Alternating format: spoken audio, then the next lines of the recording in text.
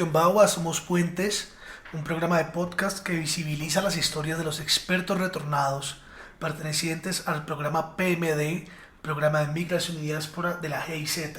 Hoy tengo un invitado muy especial, Cristian Mauricio Guaje. Él es arquitecto, estudió en Alemania, hace parte de la red de retornados.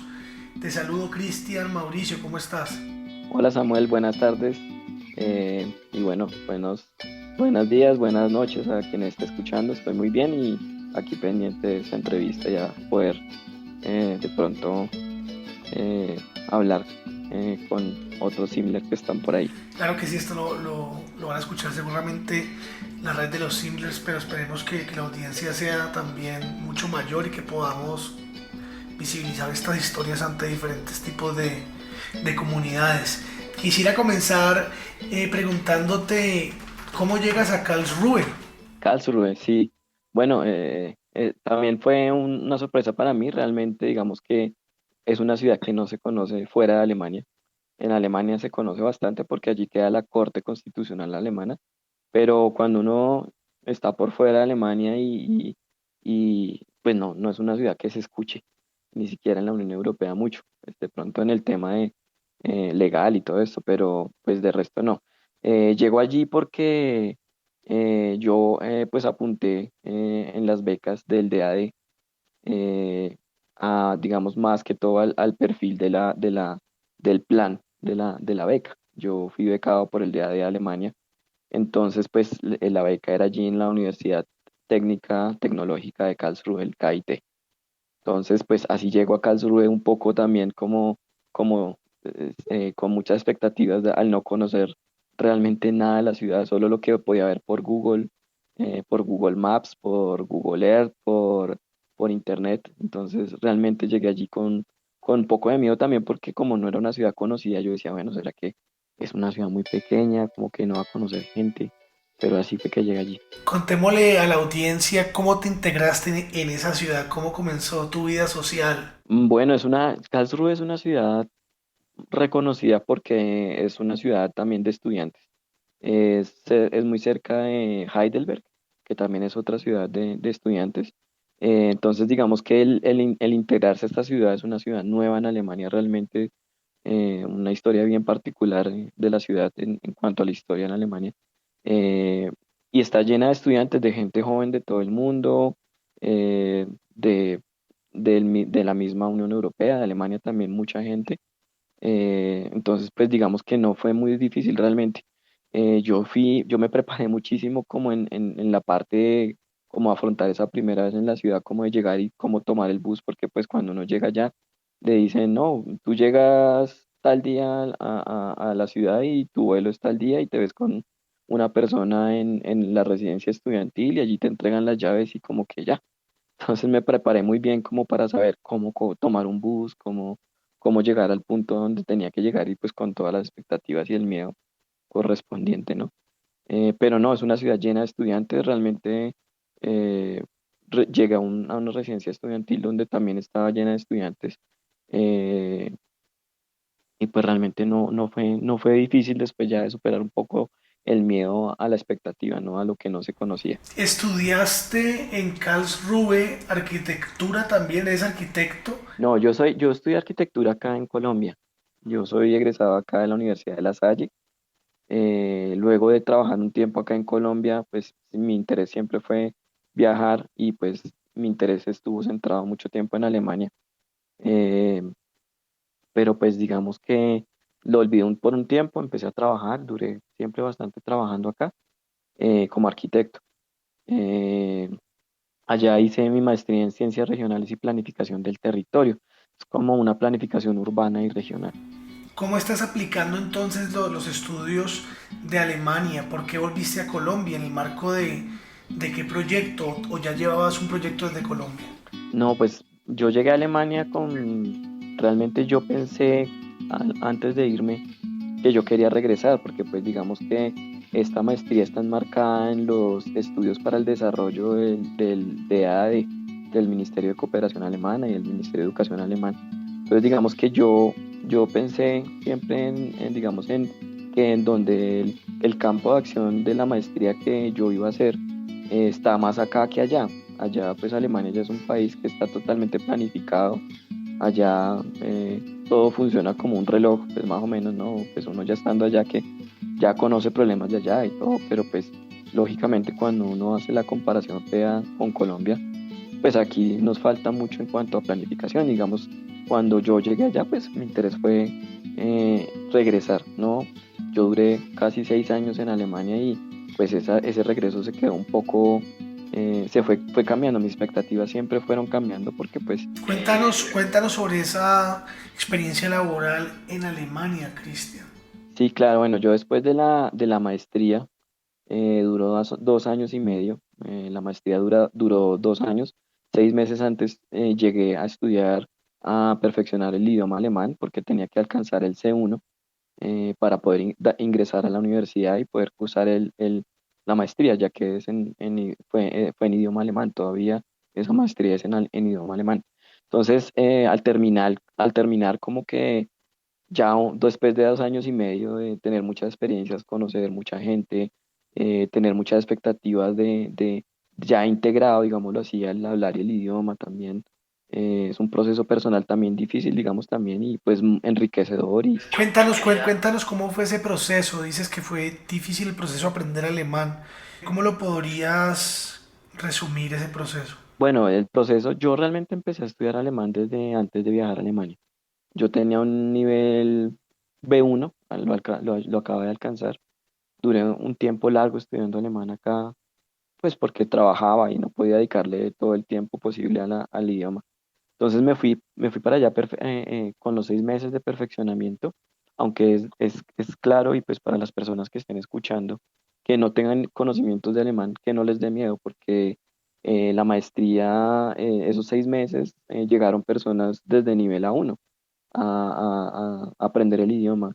Y en ese tiempo lo lograron. 6 meses es suficiente para llegar a un nivel suficiente para asistir a las clases. La mayoría son en inglés, en otras maestrías, en este caso no, pero en los casos que son en idioma alemán, 6 meses es posible. Entonces, animar a la gente a que lo haga y que intente, pues, aplicar e irse para allá. Y pues, bueno, después de que estudié, empecé a trabajar tiempo parcial con la universidad con la que me gradué, en el instituto donde me gradué, en la Facultad de Ciencias Regionales. Allí empecé a trabajar como asistente de investigaciones. Entonces, allí hacía como planos en QGIS, ayudaba a doctorantes a desarrollar planimetrías, a hacer análisis espaciales, analizar información, a meterla en sistemas de información geográfica.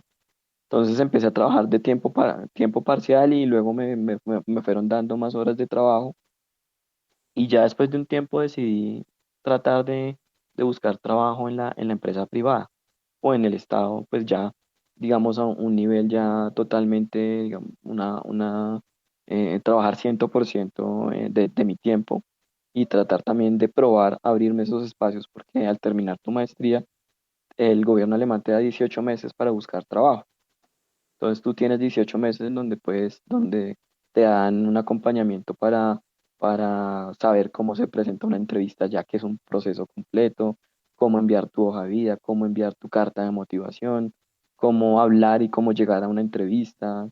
Entonces el gobierno alemán también te da esas posibilidades para integrarte. Entonces yo las quise aprovechar y pues empecé a la par que iba trabajando con la universidad a fortalecer esas capacidades y luego empecé pues ya a mandar hojas de vida a empresas privadas, a alcaldías municipales, porque pues mi perfil es más para la planificación, entonces quería llegar a ese nivel allá.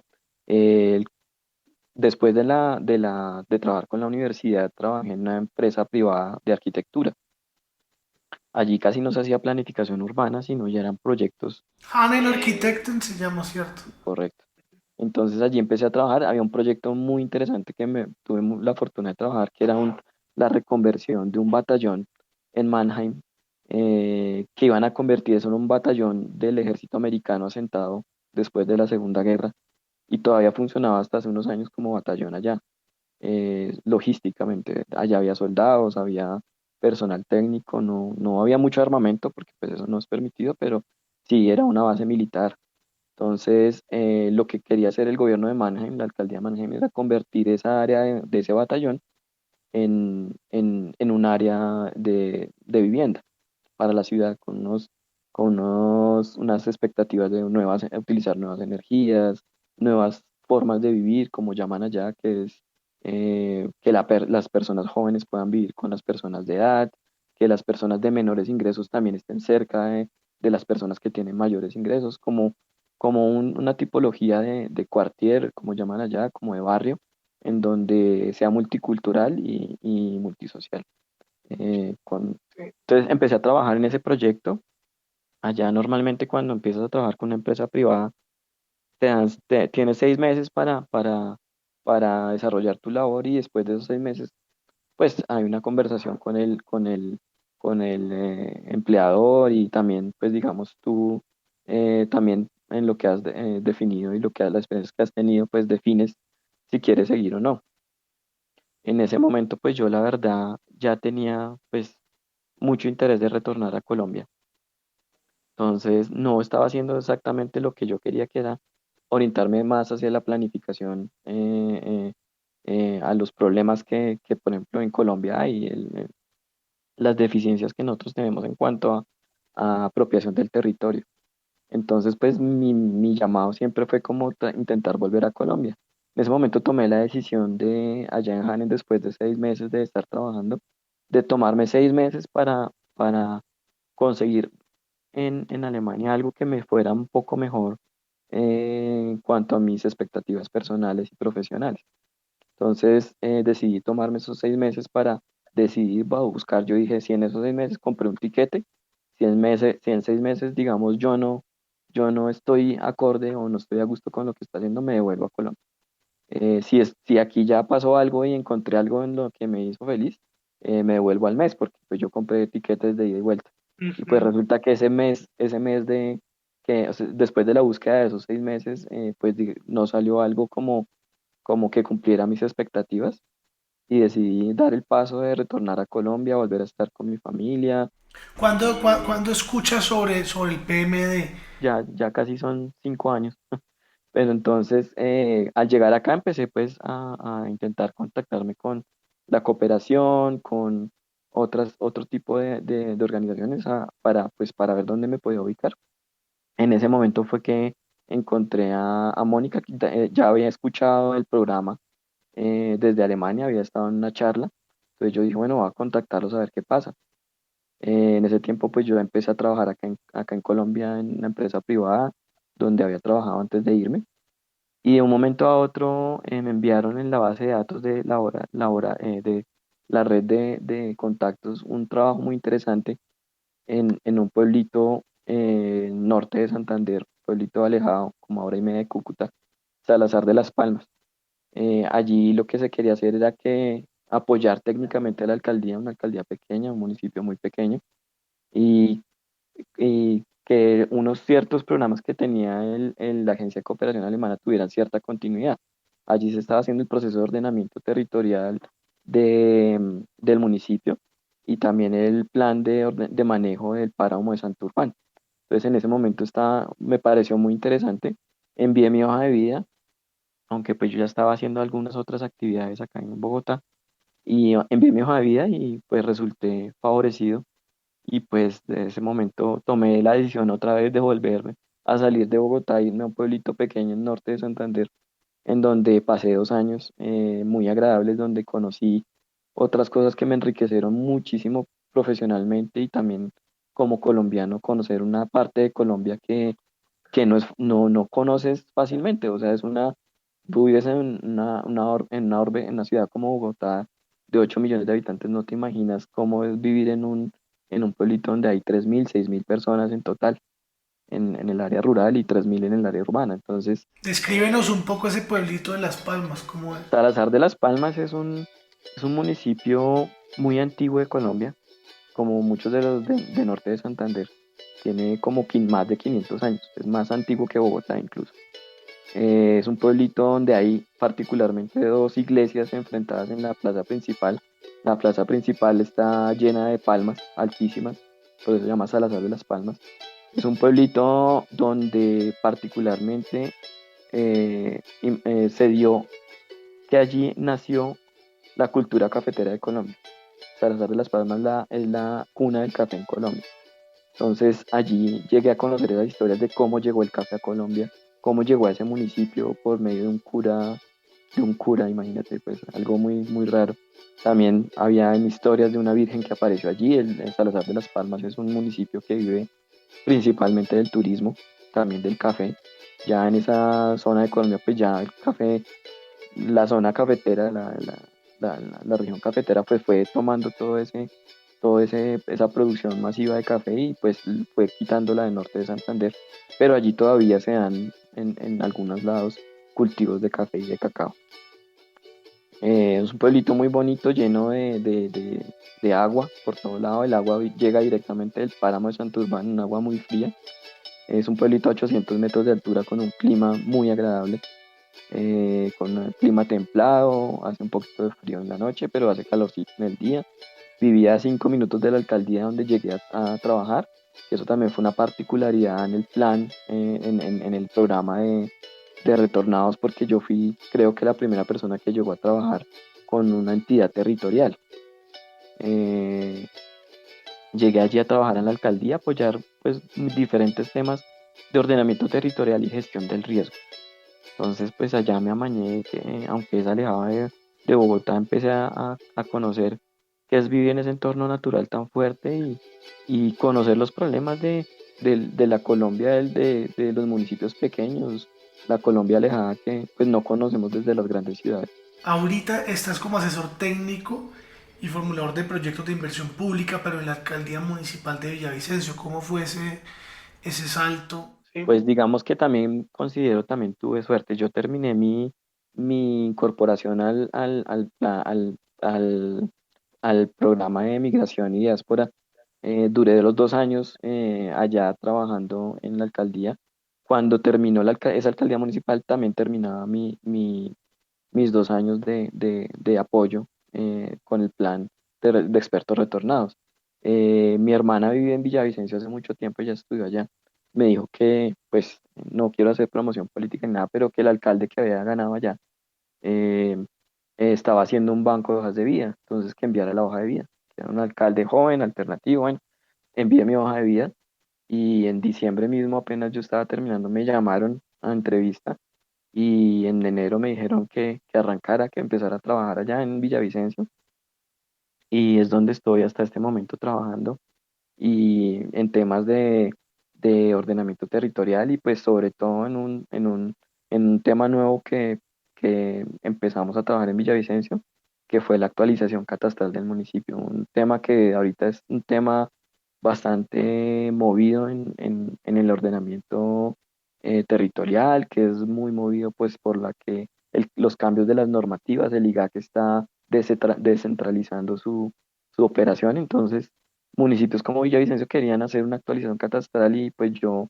además de llegar y formular el proyecto, pues quedé como coordinando todo el proceso, eh, año y medio que ha durado el proceso de actualización catastral en Villavicencio. Entonces aquí estoy, o en este momento estoy en Bogotá, pero pues estoy ahorita viviendo en Villavicencio de tiempo completo. Cuando hablamos de esta gestión catastral para que la audiencia entienda, ¿puedes explicarnos, por favor? Digamos que mucha gente seguramente tiene como el tema catastral en cuanto al pago del impuesto predial. Es decir, yo tengo una formación catastral en mi municipio donde tengo un censo de predios. Cada predio tiene una cédula catastral, así como cada individuo, cada persona tiene, cada habitante tiene una cédula. Entonces ese predio corresponde a un predio en la ciudad que funciona para muchas cosas, reconocer dónde está localizado, qué uso del suelo tiene, eh, cuántos pisos hay allí, y pues lógicamente eso repercute en el impuesto predial.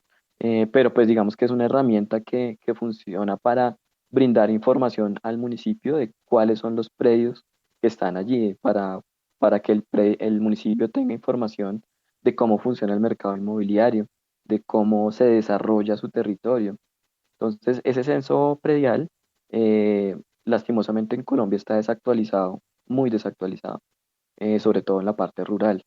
Los problemas que nosotros tenemos en Colombia desde décadas y tal vez siglos es el problema de la tierra, ¿no? Y eso repercute en la formación catastral del territorio. Nosotros no tenemos conocimiento total a quién pertenece cada predio, cuál es la historia de cada predio, porque eso también implica el catastro, saber la historia de cada predio, de qué predio se fraccionó, qué otro predio, a nombre de quién, y con eso se sabe cuál es la historia y una herramienta que da seguridad jurídica a los predios y para saber de quién es. Entonces, al actualizar esa formación que está supremamente desactualizada en el caso de Villavicencio, la parte urbana estaba desactualizada desde el 2012, la última actualización fue en el 2012, y la parte rural desde el 2009. Entonces, hay una desactualización grande que no le permite al municipio pues tener la información total y suficiente de qué está sucediendo en su territorio. A la vez también es una herramienta pues para captar, digamos, recursos por el impuesto predial. Y esa desactualización también implica que el municipio pues deje de obtener gastos y ser independiente en esa ejecución de esos gastos. El impuesto predial es una gran parte del dinero con el que cuenta el municipio para hacer proyectos de inversión, pues para el beneficio de su población. Entonces, el tener una base catastral actualizada implica también que el municipio, además de tener mucha información importante actualizada acerca del estado de su territorio, pues tenga también una posibilidad de cobrar un impuesto predial para reinvertirlo en el desarrollo del territorio. Pues ha sido muy interesante tener esta charla con Cristian Mauricio Guaje, arquitecto, máster en Ciencias Regionales y Planificación de la Universidad de Karlsruhe en Alemania.